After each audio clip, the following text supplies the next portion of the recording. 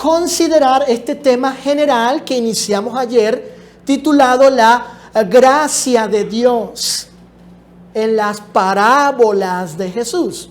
Yo supongo que ustedes han escuchado acerca, los hermanos saben, pero quienes nos acompañan, visitantes que no son miembros de la iglesia del Señor, que no son cristianos, han escuchado acerca de que Jesús enseñó por parábolas.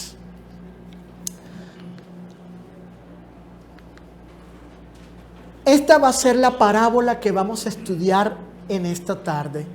La parábola del dueño de la viña.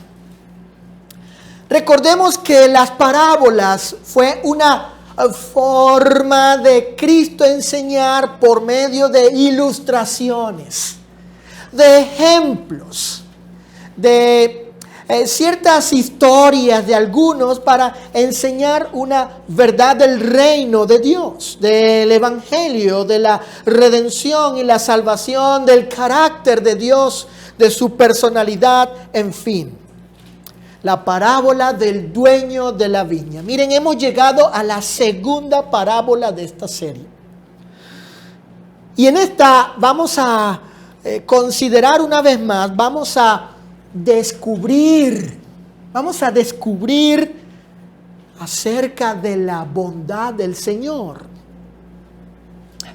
de su gracia o perdón, pero desde este punto de vista, de su gracia o su perdón como a Él le plació, como Él quiso, y en los términos, en las condiciones que Él soberanamente ha decretado y establecido. Es decir, vamos a estudiar de tal manera que vamos a extraer de la parábola acerca de la gracia de Dios, de los beneficios de ella, la gracia, los beneficios, las bendiciones de su gracia, pero no olviden eso, teniendo en mente que vamos a entender que es Dios, de principio a fin. Es Dios quien imparte y da los beneficios de su gracia en la forma y en los términos que Él ha decidido. ¿Ok? Tengamos eso en mente. Acompáñenme a Mateo capítulo 20, aquí está el pasaje. Mateo capítulo 20, versículos del 1 al 16. Vamos todos a abrir las escrituras. Luego de leer la parábola, paso a los puntos de mi bosquejo, los puntos principales y las consideraciones o reflexiones de la enseñanza. Dice Mateo capítulo 20 del 1 al 16. Porque el reino de los cielos es semejante a un hombre padre de familia que salió por la mañana a contratar obreros para su viña.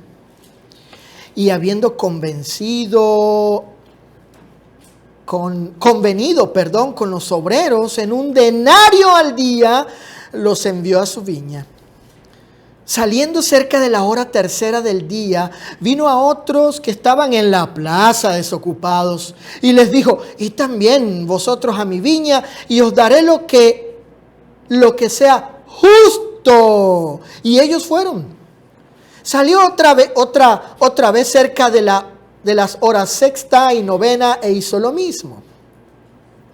Y saliendo cerca de la hora 11, halló a otros que estaban desocupados y les dijo: ¿por qué estáis aquí todo el día desocupados?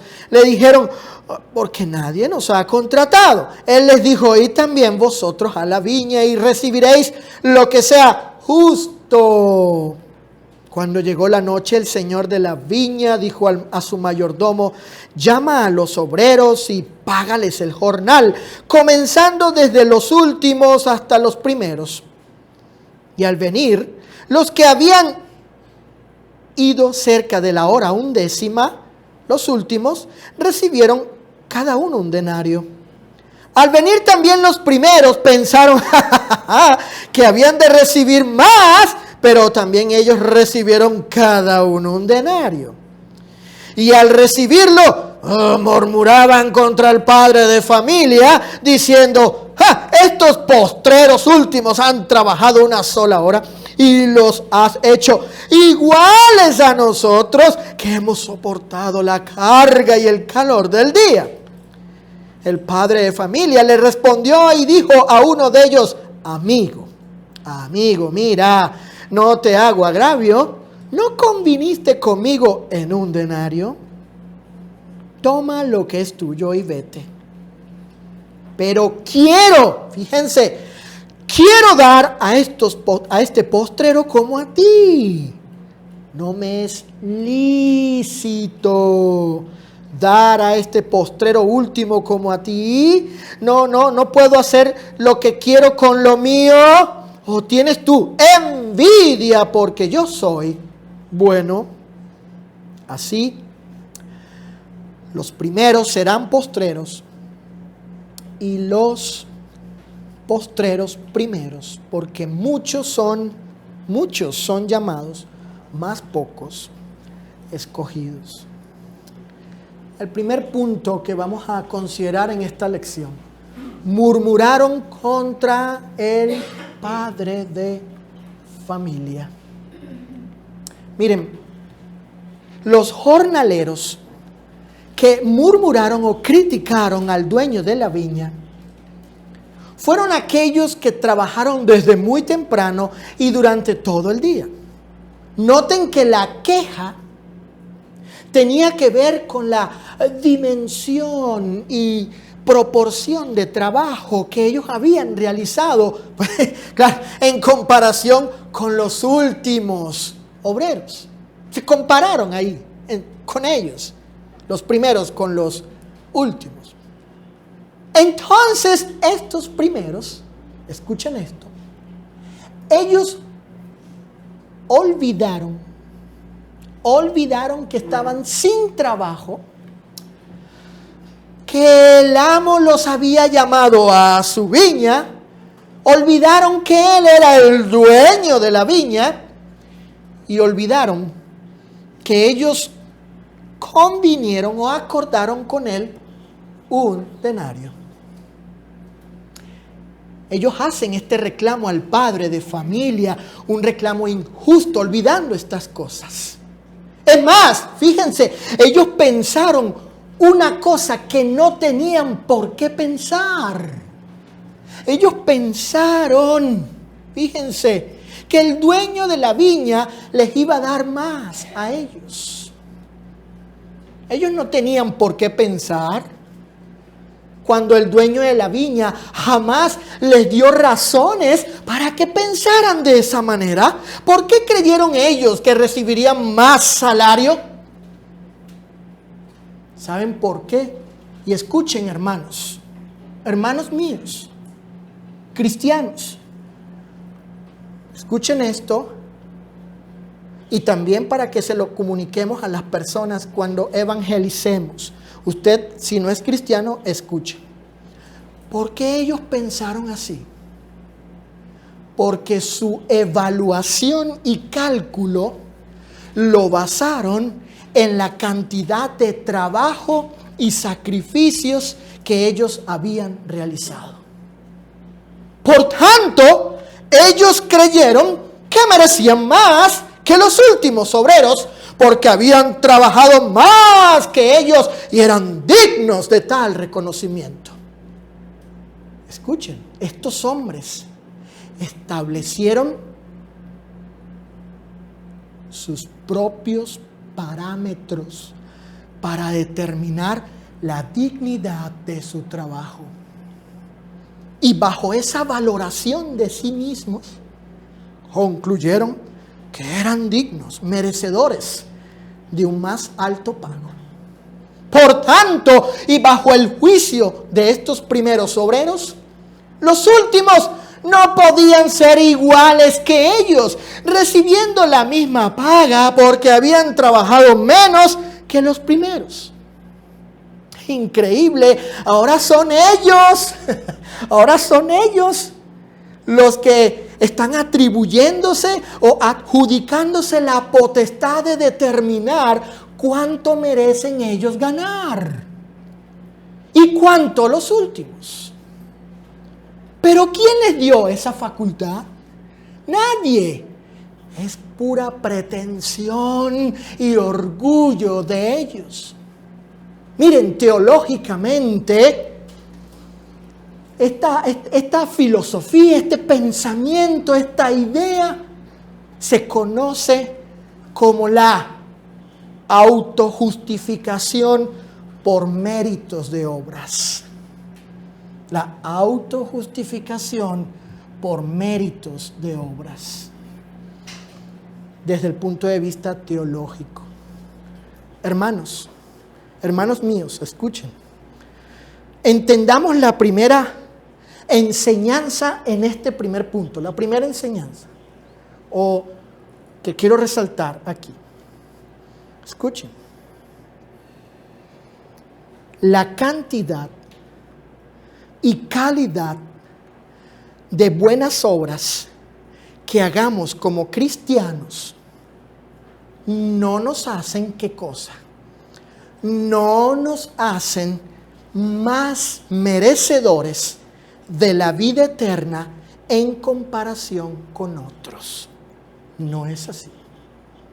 Y eso nos enseña la parábola con respecto a la gracia de Dios.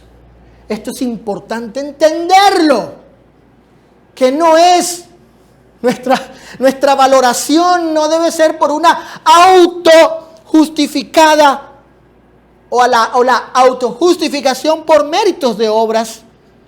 No, debemos mirar a la gracia de Dios y entender que aunque yo haga cantidad y calidad de buenas obras, eso no me hace a mí más digno de la vida eterna que otros. No es así. Claro, no estoy diciendo que no hagamos las buenas obras que Dios preparó de antemano según el Evangelio. De hecho, la parábola habla de obreros, trabajadores, sino que aún haciéndolas todas y perfectamente, las obras no nos hacen estar en una posición mayor y mejor que otros con respecto a la salvación. ¿Por qué? ¿Saben por qué? Porque también Dios evalúa y juzga las motivaciones e intenciones del corazón y no solamente las obras. Apocalipsis capítulo 2, versículo 23. Miren lo que dijo el Señor. Vamos a considerar este pasaje. Apocalipsis capítulo 2, verso 23 dice: y a sus hijos heriré de muerte. Y todas las iglesias sabrán que yo soy el que escudriña la mente y el corazón. Y luego os daré a cada uno según vuestras obras. Según este pasaje, el Señor no solamente juzga las obras, sino también la intención del corazón. Y sobre todo, lo que nos motiva a obrar en el Señor. Las intenciones para hacer las obras que Él ha pedido que hagamos. Volviendo a la parábola, noten lo que dice el versículo 10. Vayan al versículo 10 de Mateo capítulo 20. Y van a observar allí la intención de los obreros. De modo tal que el Señor así nos enseña que Él también examina y ve la intención del corazón, las motivaciones del corazón para obrar. Dice el verso 10, pensaron que habían de recibir más. Se llenaron de esa intención, de ese propósito en su corazón. Ellos pensaron eso en sus corazones. Entonces, y en aplicación a nosotros los cristianos, que nadie piense que por hacer las buenas obras de Dios, El tal puede evaluarse y considerarse a sí mismo de una medida más digna para salvación que otros. ¿No? Si algún cristiano obra con esa intención, entonces sus obras no tendrán valor alguno, porque este no es el propósito de las obras en Cristo. No ese es el propósito. El tal no ha entendido que el poder obrar, el que nosotros podamos estar aquí sirviendo al Señor, haciendo buenas obras en Cristo, haciendo las obras que Él mandó. Debemos entender, porque parece que algunos no han entendido, que el poder hacer eso no ha sido por nuestros méritos, sino porque Dios así lo quiso y en virtud de su misericordia, bondad e indulgencia para con nosotros. O sea, por su gracia. Por su gracia. Fíjense en esto. ¿Quién fue el que vino a buscar a los obreros? O en su caso, a los pecadores. La parábola enseña que el dueño de la viña fue 5 veces a la plaza, allí a buscar a los lugares, a los obreros. ¿Quién vino a este mundo a morir en una cruz por nuestros pecados? El cristiano. Y esto debemos también enseñárselo a los no indultados, a los pecadores penitentes. Cuando prediquemos el Evangelio, pues el Evangelio no es así, no tiene que ver con la cantidad y calidad de buenas obras que tú hagas. Tú, para recibir el perdón, debes aceptar la gracia de Dios y lo que enseña ella y lo que implica ella.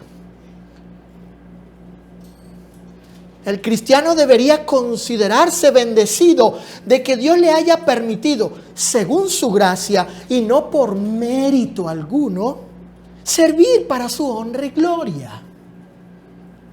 El Señor no nos ha favorecido con la salvación porque haya estado endeudado con nosotros por nuestras obras. No.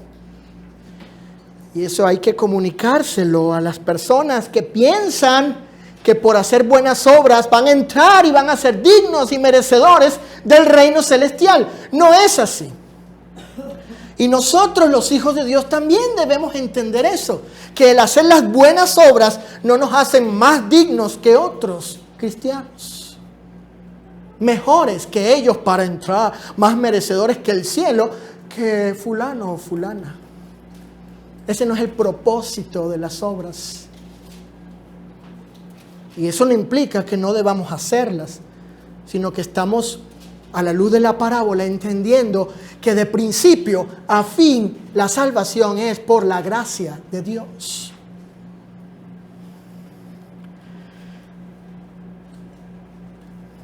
Todo fue por su gracia. En Romanos capítulo 4, verso 4. Noten cómo Pablo establece esta verdad de que Dios no estaba endeudado con los hombres, porque Él desde el cielo los vio muy buenos, que hacían buenas cosas. La redención no es por las buenas cosas que hace el hombre. Las buenas obras no te inculpan de pecado, no te hacen convicto de ello. La redención es por causa de la maldad, de los pecados, por cuanto todos pecaron. Pablo aclara esa cuestión de las obras y dice en Romanos 4, pero al que obra no se le cuenta el salario como gracia, sino como deuda. Hermanos, Dios no nos debía nada, pero aún así nos regaló la salvación. Por lo tanto, su regalo, escuchen esto, su regalo, tu hermano, hermana, que has recibido el don de Dios, el regalo de la salvación por el perdón de pecados, su regalo, debería ser nuestra motivación e intención de nuestro corazón para servirle, para obedecerle.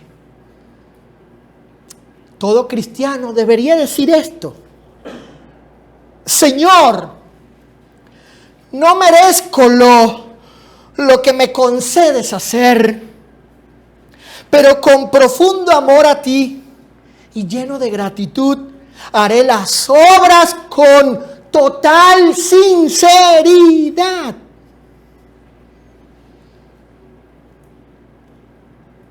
Aun cuando no sean perfectas y de la calidad que tú mereces, yo sé que por tu gracia me aceptarás. Señor, no obro para que yo sea digno, sino para que tú seas digno. No es lo que yo merezco, es lo que tú mereces. Porque, Señor, si he de yo merecer algo, si he yo de ser digno de algo, es que me apartes de ti, vil pecador, de la muerte merezco y la condenación eterna. Eso es lo que merecemos. La segunda enseñanza en este punto, en este primero, de cuando murmuraron contra el padre de familia, es el siguiente: no debemos llenar nuestro corazón de disgusto y queja, como el hijo mayor, parábola que vamos a estudiar el domingo por la mañana, la del hijo pródigo y su hermano, el mayor, pensando que Dios, fíjense, no debería tratar con bondad y generosidad a aquellos que no han obrado en la misma cantidad y calidad que nosotros. Claro, si ese es el caso nuestro, ¿verdad? Que obramos así, de esta forma y en tales virtudes. Si Dios se place de tratar a todos como iguales a la hora de impartir salvación, ¿quiénes somos nosotros para disgustarnos y quejarnos por ello? ¿No es el Señor el dueño de la viña? Noten la queja de los primeros obreros en el versículo 12. Noten la queja, ¿qué dicen ellos? Y los has hecho iguales a nosotros. Ellos estaban resentidos porque el dueño de la viña, en su bondad, y escuchen, en todo su justo derecho, soberanía, bueno, él quiso ser generoso con los últimos obreros, con aquellos que, según los parámetros de los primeros, eran los menos dignos, según la evaluación de los primeros. Según el estándar de los primeros, pues estos eran los menos dignos. Y el amo de la viña, el dueño de la viña, quiso ser generoso con ellos. Sin embargo, no debemos olvidar que todos fuimos llamados del pecado, por la misericordia y gracia del Señor, a recibir el regalo gratuito e inmerecido de la salvación, que nadie, hermanos, nadie, ninguno de nosotros los cristianos y los inconversos que no vean eso, ni nuestros familiares no cristianos, nadie de ellos vean que ninguno de nosotros se jacte de ser salvo.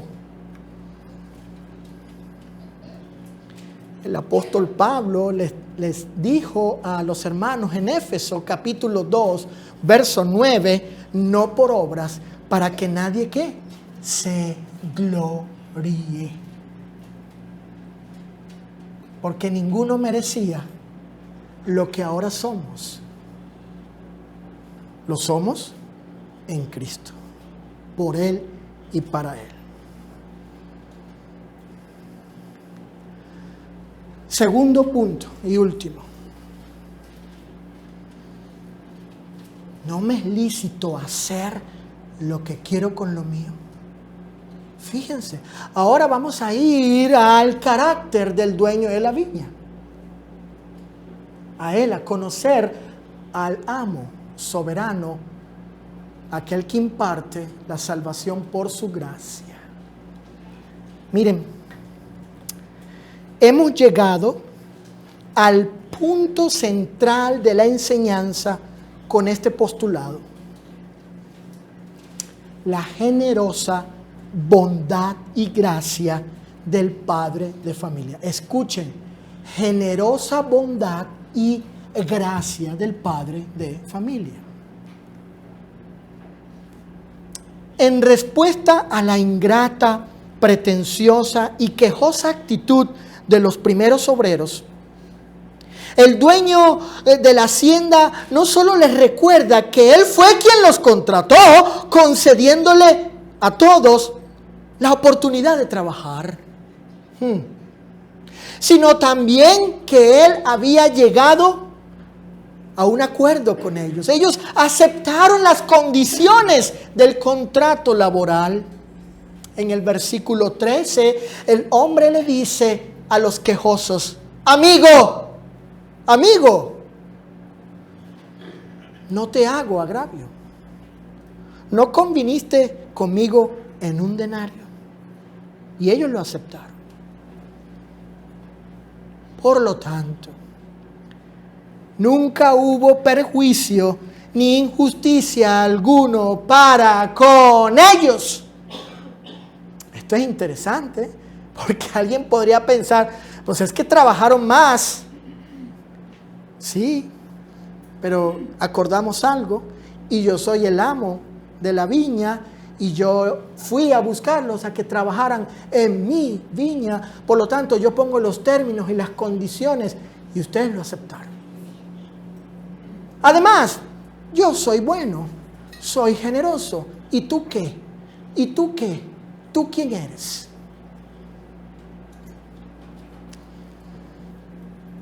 En ese sentido, jamás hubo perjuicio ni injusticia para con estos, cuando el dueño les entregó un denario por su trabajo, porque conforme al pacto así habían acordado.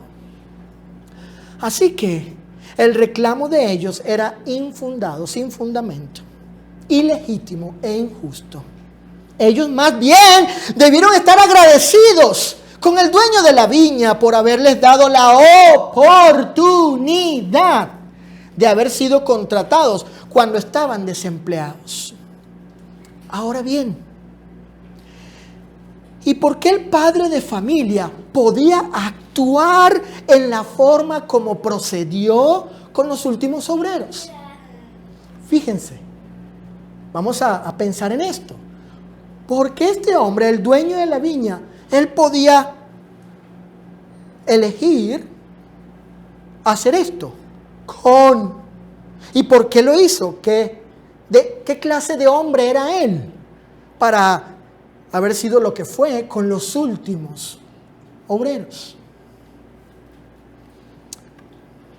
Bueno, los versículos 14 y 15 nos enseñan que él tenía todo el derecho para ello y que él era de una cualidad extraordinaria. Noten cómo dice el 14 y el 15. Presten atención, fíjense. Toma lo que es tuyo y vete. Pero subrayen esa palabra, quiero. Quiero dar a este postrero como a ti. Noten la pregunta. ¿No me es lícito hacer lo que quiero? ¿Con qué? ¿Con qué? Con lo mío.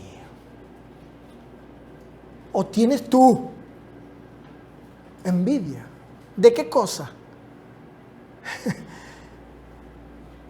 Porque yo soy bueno. El padre de familia quiso ser generoso. con los últimos obreros porque Él eligió serlo. Además, la viña era de su propiedad y podía hacer con ella como le placiera. De hecho, Él era de cierta cualidad. Él era bueno y actuaba en conformidad con su carácter. Fíjense, ¿quién es ese? El Señor. Ese es Dios. De esta forma, no solo los primeros obreros fueron beneficiarios de salario, sino también los últimos. Así los primeros fueron últimos y los últimos primeros. Ahora bien, si Dios, en su soberana voluntad, cuestión que es necesaria conocer bien, porque Dios, por su gracia, Él actúa también soberanamente.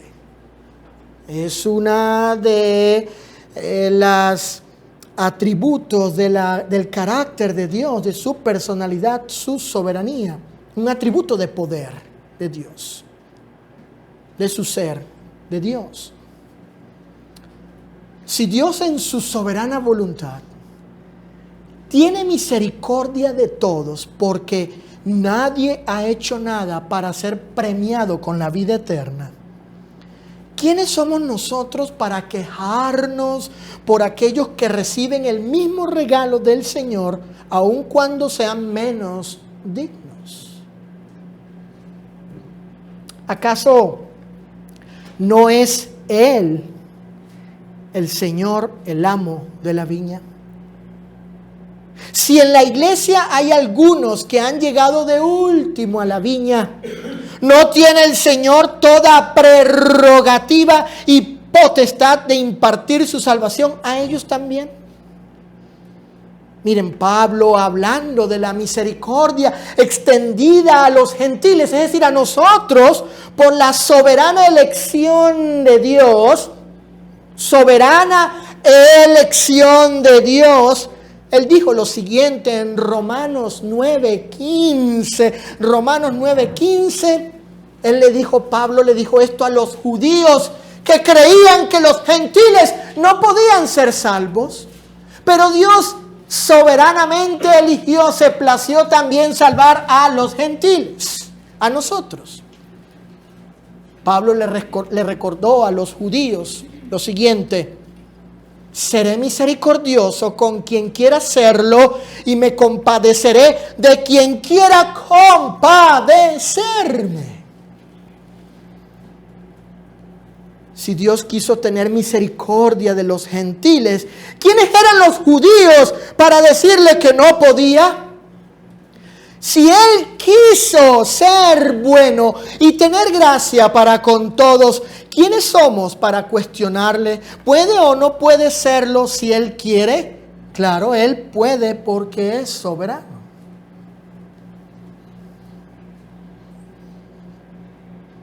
Nadie tiene la prerrogativa de la salvación. Nadie, hermanos. Ese es un asunto de Dios. Yo lo que anhelo, lo que debemos anhelar antes de tomar una posición que solo le corresponde a Dios, yo lo que deseo es ser salvo por su gracia. No deseo ser Dios en eso. Yo deseo la salvación por su gracia, por su bondad y misericordia.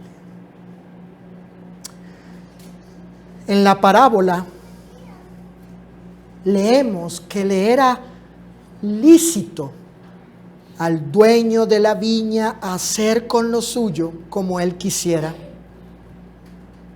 Bueno, Dios hace lo mismo con la salvación por su generosa gracia de hacer como Él le plazca con lo suyo. ¿Acaso no es bueno Dios? Y si lo es, ¿no ha sido bueno Él en dar el Evangelio a todos para que todos tengan la misma oportunidad de ser salvos? ¿No puede Él impartir su perdón a cualquiera que obedezca las condiciones del Evangelio como se propuso Él que fuesen según su soberana voluntad? Me ha tocado ver predicadores y hermanos cristianos que se adjudican la facultad, la potestad, el derecho, la prerrogativa de decir que este no es salvo, aun cuando haya obedecido el plan bíblico de salvación. Aun cuando haya obedecido correctamente el Evangelio, algunos se adjudican decir, no, faltó esto y faltó esta otra cosa, y es más, falté yo de bautizarlo. Pero Dios es quien tiene esa potestad y facultad, esa prerrogativa. Él fue el que determinó en su soberanía las condiciones o los términos para ser salvo. Y Él quiso, por su gracia, impartir la salvación de esta manera. Recuerden que lo dije al principio. Estén muy atentos, no olviden que íbamos a sacar de allí, de la parábola, de cómo los beneficios de la salvación son impartidos en la forma y en los términos que Dios determinó por su gracia. Por tanto, la parábola nos enseña que todos recibiremos lo justo, aquello que nos era necesario y dado sin merecerlo por la inconmensurable gracia de Dios. Sea que algunos hayan sido primeros y otros últimos, porque aunque muchos son llamados, pocos son los escogidos. Escuchen esto. Muchos pueden creerse que son salvos, pero con un carácter que no los hace escogidos para salvación. Y lo que les toca a los tales es que se arrepientan y acepten que la salvación ofrecida es por la gracia soberana del Señor, porque Él quiso y no porque yo lo merezca.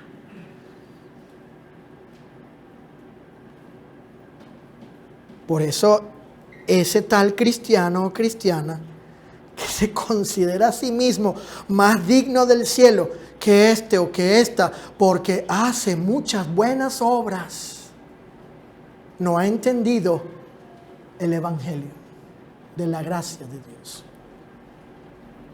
Porque las buenas obras no tienen ese propósito. Y esto no significa que no debamos hacer buenas obras. El punto es que, como los primeros, aunque hagan mucho, trabajen mucho, depende de Él, de darte el denario. Un denario, como a los demás que fueron últimos también. ¿Por qué? Porque de principio a fin depende de la gracia de Dios. Y de ello es que debemos depender. Cuando comprendo esto, cuando comprendo las riquezas de la inescrutable o las inescrutables riquezas de la gracia de Dios, cuando entiendo la gracia de Dios que ha hecho posible mi redención, mi salvación, que no mereciendo nada, Él me regaló la salvación, concediéndome el indulto, el perdón de pecados por medio de Cristo. cuando entiendo que yo no había hecho nada para merecer y ser digno de lo que soy ahora en Jesucristo. Inclusive cuando entiendo que soy lo que soy, como dice Pablo, no por mí, sino por Cristo, y que dependo finalmente de su gracia. Cuando entiendo eso, entonces seré motivado a servir a Dios con sincera gratitud. Aun cuando mis obras no sean perfectas ni de la calidad que Dios merece, porque Él merece lo perfecto, lo mejor y de la mejor calidad posible. Aun cuando no sean así, hermanos, por su gracia y mi sinceridad, Él me va a recibir. Él me recibe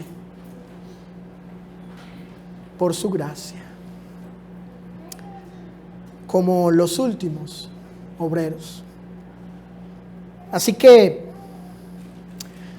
les invito a aceptar a mis hermanos con humildad que el Señor imparte su gracia en la forma que Él soberanamente quiso y a quien Él quiera según sus prerrogativas y las proposiciones de su voluntad en Cristo.